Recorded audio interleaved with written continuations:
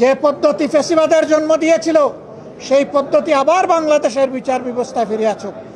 এটা আমরা কামনা করি না, এটা আমরা চাই না। আসসালামু আলাইকুম রহমতুল্লাহ।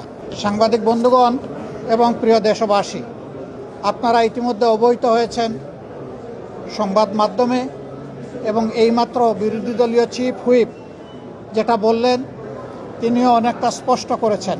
আজকে সকাল এবং বিকাল দুই দফায় সংসদ অধিবেশন অনুষ্ঠিত হয়েছে। দুই দফায় এমন কিছু বিল সংসদের সামনে এসেছিল, কিছু বিলে আমাদের কোনো আপত্তি ছিল না। আমরা মনে করি যে এইগুলা জনস্বার্থে প্রয়োজন। সেই বিলগুলোতে আমরা সম্মত হয়েছি এবং সর্বসম্মতিক্রমে সেইটা পাশ হয়েছে। আবার কিছু বিল সংসদে উত্থাপন করা হয়েছিল, যেই বিলগুলোর মাধ্যমে সুস্পষ্টভাবে জনগণের অধিকার হরণ, সুপ্রিম কোর্টের এখতিয়ার কেড়ে নেওয়া এবং নির্বাচনী ব্যবস্থাকে ধ্বংস করার পায়তারা ছিল। আমরা সেই বিলগুলোতে আপত্তি উত্থাপন করেছিলাম। আমাদের আপত্তিতে আমাদেরকে সুযোগ দেওয়া হয়েছিল প্রথমে 2 মিনিট। আমরা প্রতিবাদ করে বললাম যে 2 মিনিটে তো কোনো বক্তব্য উপস্থাপন করা সম্ভব নয়। তখন স্পিকার মহোদয় প্রথম বক্তাকে 3 দফায় বাড়িয়ে 6 মিনিট দিলেন, যেটা ছিল আসলেই আমাদের উপর একটা কি বলবো, অবিচার কথাটা বলা ঠিক হয় না, তবে সুবিচার হয়নি। তারপরে আমরা দাঁড়িয়ে দেখলাম যে সংশ্লিষ্ট মন্ত্রী, তার কোনো সময়ের লিমিট নাই, দীর্ঘ সময় ধরে প্রাসঙ্গিক অপ্রাসঙ্গিক অনেক কথাই তিনি বললেন। আমরা তখন বললাম যে আমরা মাননীয় স্পিকারের কাছে আমরা সুবিচার আশা করি।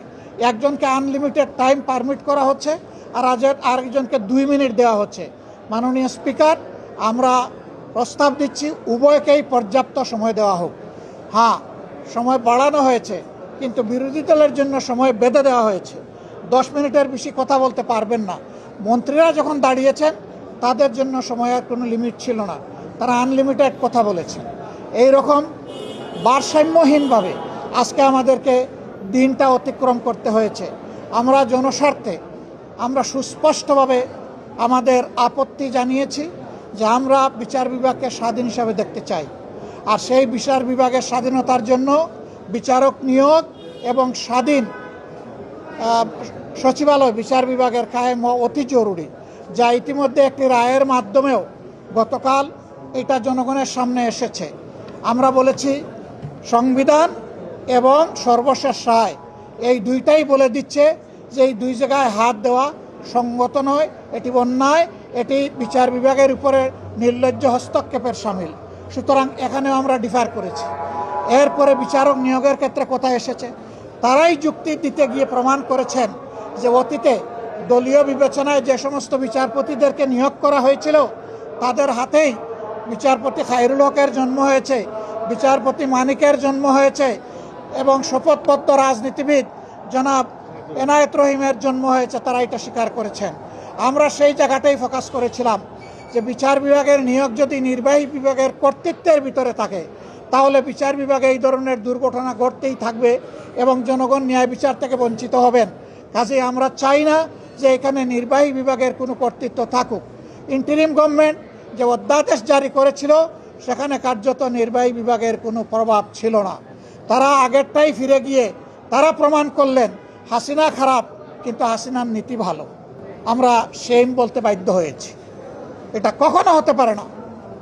যে পদ্ধতি ফ্যাসিবাদের জন্ম দিয়েছিল সেই পদ্ধতি আবার বাংলাদেশের বিচার ব্যবস্থায় ফিরে আসুক। এটা আমরা কামনা করি না, এটা আমরা চাই না। এখানেও আমরা আমাদের তীব্র প্রতিবাদ রেকর্ড করেছি। এরপরে আপনারা দেখেছেন স্থানীয় সরকার বিল। স্থানীয় সরকারের 4টা বিল ছিল, জেলা পরিষদ, উপজেলা পরিষদ, সিটি কর্পোরেশন এবং পৌরসভা। এই সব জায়গায় বেপরোয়াভাবে অনেক জায়গায় ইতিমধ্যে দলীয় প্রশাসক নিয়োগ করে এই জায়গাগুলোকে কলুষিত করা হয়েছে।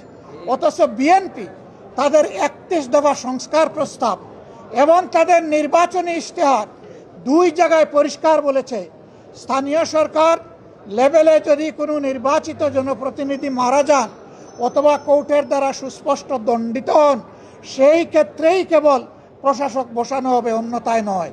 এখন কোন কারণে তারা বসালেন তার কোনো জবাব তারা আমাদেরকে দিতে পারেননি।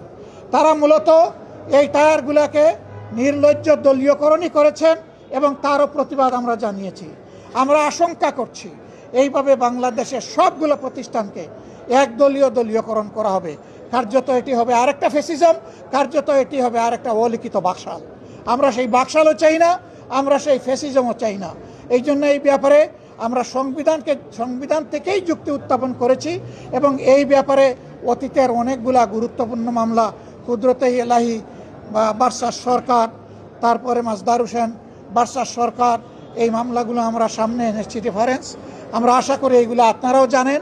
আমরা জনগণের পক্ষে, এই জন্য জনবিরোধী যে আইনগুলো আজকে সংসদে শুধুমাত্র টু-থার্ড মেজরিটির বলে পাশ করা হয়েছে, তারই প্রতিবাদ জানিয়ে, নিন্দা জানিয়ে আমরা সংসদ থেকে ওয়াক আউট করেছি। কিন্তু আমরা সংসদ বর্জন করি নাই। আমরা যাব, জনগণের হয়ে কথা বলবো, জনগণের স্বার্থের পক্ষে অবস্থান অক্ষুণ্ণ রাখবো।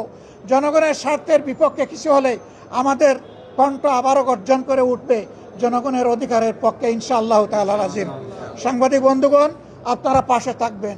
প্রিয় দেশবাসী, আপনাদের অধিকারের জন্য আমরা লড়াই চালিয়ে যাচ্ছি, লড়াই আমরা চালিয়ে যাব। কোনো অন্যায়ের কাছে আমরা মাথা নত করব না। আমরা আজকে শেরপুর এবং বগুড়ায় দুটা নির্বাচন হয়েছে।